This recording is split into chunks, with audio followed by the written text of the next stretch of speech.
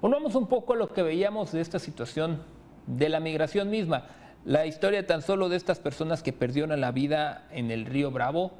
nos hace recordarle esta constancia que persiste de violación de derechos humanos, de que son vidas en riesgo, vidas humanas que carecen del respeto necesario. Y ante eso también podemos cuestionar si el manejo justamente de la estrategia migratoria en nuestro país podemos considerarlo como la adecuada. Después de presiones internacionales, en específico de Estados Unidos, cambio en los gobiernos del país vecino del norte, ¿qué hizo? ¿Se ajustaron cosas en nuestro país? ¿Quedamos en las mismas? ¿Empeoraron las situaciones? ¿Qué le parece si para ampliar este tema nos enlazamos justamente con Eunice Rendón, coordinadora de Agenda Migrante, que está esta mañana con nosotros en Mega Noticias Informa? Y preguntar primero esta parte, Eunice, a este momento, a este punto, en los 4 años que lleva esta administración, que le tocó entrarle directamente a los temas de migración, ¿cómo podemos decir que va la estrategia migratoria actualmente? Bueno, querido Francisco, pues justamente la estrategia migratoria, como tú bien mencionabas, creo que ha estado pues moldeada en gran parte también por las presiones de Estados Unidos. Desafortunadamente, las políticas migratorias en Estados Unidos tienen un impacto directo en México. Entonces, empezamos con esta política más de brazos abiertos que se ha ido modificando a lo largo del tiempo. Repito, derivado de estas políticas y presiones también de Estados Unidos por un lado, y por el otro lado, bueno, con también, ahora sí que con las causas que hay también de la migración en los países de origen y el agravamiento de muchas de estas causas, por ejemplo, con el tema de la pandemia, desastres naturales, violencia, etcétera, que siguen y han aumentado también en varios países de la región, y eso hace que sigan muchas personas queriendo migrar hacia Estados Unidos, de la mano también de algunos elementos relacionados con las redes de tráfico de personas que desafortunadamente también se han fortalecido y se ha vuelto un negocio muy atractivo incluso para grupos del crimen organizado más violentos, ¿no? Y que esto lo hace más complejo siempre para los más vulnerados, que son las personas en movilidad. Entonces, por un lado, tenemos un tránsito mayor, a excepción del 2020, hemos ido viendo el aumento en los flujos migratorios desde Centroamérica hacia Estados Unidos, también con algunas particularidades, por ejemplo, el tema de los haitianos, el tema de los cubanos, en diferentes momentos en estos años que van de la administración del presidente Andrés Manuel López Obrador. Y otro tema importante que es la cada vez mayor también de niñez migrante, de menores no acompañados, que eso también tiene retos distintos y que creo que es importante separarlo del resto de la población migrante. Creo que otra de las características que hemos visto y que hace más complejo el tema es la migración en unidades familiares completas, ¿no? Ya no solamente es un miembro de la familia el que viaja, sino todos ante las amenazas de grupos, repito, del crimen organizado y de algunas de las faltas de oportunidades y contexto económico en algunos, contexto económico y ambiental en algunos países. Entonces, bueno, eso también ha sido otro de los factores de empuje importantes que han dado paso, digamos, a este aumento en los flujos migratorios. Y bueno, ahora sí, concentrándonos en el tema de Estados Unidos, pues hemos visto varias políticas. 2 políticas pongo como ejemplos para ver cómo eso termina haciendo una resonancia y un impacto en la región, particularmente en México.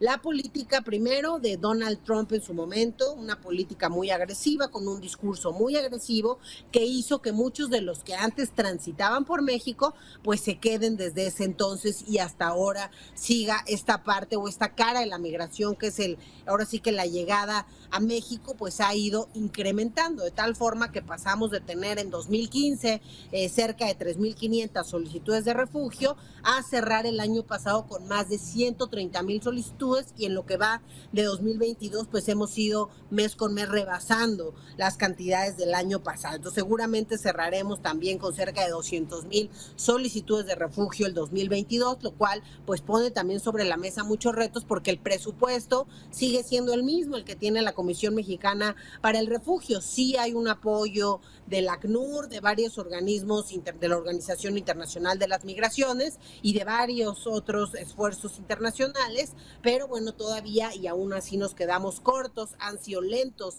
los procesos para definir si le damos o no el refugio a todos estos solicitantes y eso pues hace más complejo también ahora sí que el territorio y lo que van pasando estas personas en los distintos puntos que se encuentran del país. Entonces ese es un punto. El otro, por ejemplo, la política de permanece en México, Remain in México, quédate en México. Este programa pues lo que hizo es que más de 70,000, cerca de 80,000 solicitantes de refugio tuvieran que esperar sus procesos del lado mexicano en 5 o 6 puntos fronterizos, que además coincide con algunas de las ciudades más peligrosas de este lado de la frontera, y eso pues también sin duda afectó el tema local, ¿no? El tema de los municipios, estados y la federación en estos puntos, el cambio también de la ley, por ejemplo, para que el Instituto Nacional de Migración ya no pueda quedarse con niños migrantes, con menores de edad, que eso es muy importante, era una demanda de la sociedad civil y de los expertos de muchos años. Entonces, qué bueno que se reformó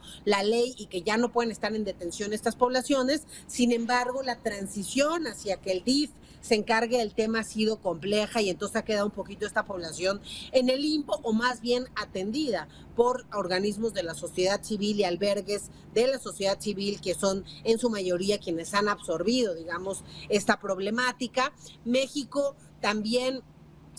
creo que ha sido afectado por el título 42, que es esta política que con el pretexto de la pandemia otra vez Estados Unidos deporta o retorna personas mexicanas, centroamericanas, etcétera, a territorio también mexicano, y bueno, eso también genera una concentración importante, particularmente en la frontera norte. Yo te diría que es frontera norte y frontera sur donde tenemos la mayor concentración de migrantes, pero que también se han ido desplazando a otros estados en medio, ¿no? Centro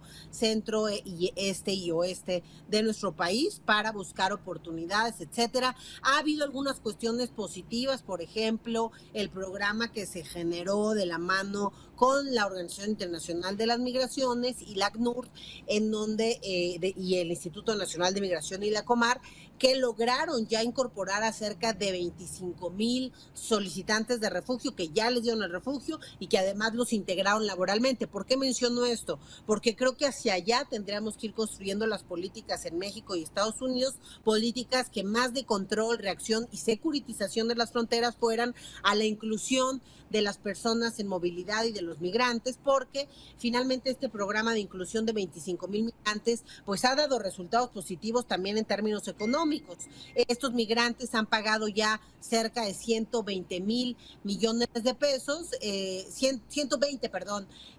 millones de pesos, lo cual ya triplica el presupuesto, por ejemplo, de la Comisión Mexicana para el Refugio, que es de 40 millones. Entonces, bueno, creo que esas opciones, vías legales de la migración, que es otra de las peticiones que también hiciera el presidente Andrés Manuel López Obrador en su visita a Estados Unidos, sí es importante, creo, seguir por ese rubro, replicar programas como el de jornaleros agrícolas que tenemos con Canadá, fortalecer estas vías, creo que es lo que corresponde, porque nos hemos dado cuenta que la amenaza, el control y repito, la securitización de las fronteras sin ninguna otra estrategia alterna e integral, pues simplemente no funciona y tampoco es suficiente para que la gente decida no migrar, porque ahí vemos el aumento en estos flujos y que aunque hay aumento también es una cantidad de personas que con políticas y acciones adecuadas por parte de los diferentes países de tránsito y recepción podrían incorporarse, incluirse y bueno, ser efectivas como este ejemplo que te pongo con las personas refugiadas en nuestro país. Hay muchos retos, no solo del gobierno,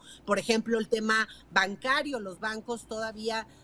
pues son racistas, ¿no? Y evitan que muchas de estas personas puedan tener una cuenta. Entonces, la Asociación Mexicana de Banqueros también creo que tiene que implicarse más en esta parte, como un detalle. El tema de la identificación, el propio INE, en fin, hay varios retos todavía que creo que se tienen que romper, ¿no? Barreras que se deben de romper para poder incorporar mejor a los migrantes, y le toca, sí, al Instituto Nacional de Migración, pero de la mano con otras instituciones en términos educativos, desarrollo social, salud, etcétera. Y bueno, algunos esfuerzos se han hecho al respecto, pero todavía creo que falta darle más fuerza, integralidad, acción de los 3 niveles de gobierno también en este sentido, y bueno, también continuar con las negociaciones conversaciones y no quitar el dedo del renglón con Estados Unidos para buscar vías legales en términos migratorios, y ahora sí que también pues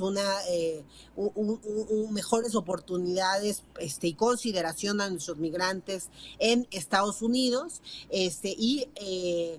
y también buscarlo a través de los compromisos internacionales. Entonces creo que todavía en ese sentido hay mucho por hacer, y por ampliar parte de estos programas que han tenido una visión más integral. Está el programa de ir a las causas, en donde se ha aportado recursos importantes a Centroamérica, pero creo que también le falta otra vez mayor integralidad. No basta con Jóvenes Construyendo el Futuro y Sembrando Vida y con el apoyo de México, sino que es importante que también haya otros apoyos que se han comprometido en instancias internacionales, en la propia reunión que hubo en Los Ángeles hace poco, ¿no? Hace algunos meses, y que todavía no vemos esas acciones en territorio. También los compromisos hechos en la nueva iniciativa Mérida, que es este acuerdo bicentenario con México, que también pues nos presumieron que iba a haber una serie de acciones a favor de la migración desde una perspectiva causal y desde una perspectiva social, y es importante verlo eso ya, digamos, en acciones y recursos claros y puntuales en nuestras. Eunice, muchísimas gracias por este análisis tan completo que nos brinda, y sí, si nos quedamos aquí podemos encontrar más y más de las necesidades que están pendientes. Se hacen las cosas, pero se quedan todavía a medias en muchos de estos intentos. Muchísimas gracias por esta compañía esta mañana aquí en Mega Noticias Informa. Gracias a ti, Francisco. Hasta luego. Buenos días.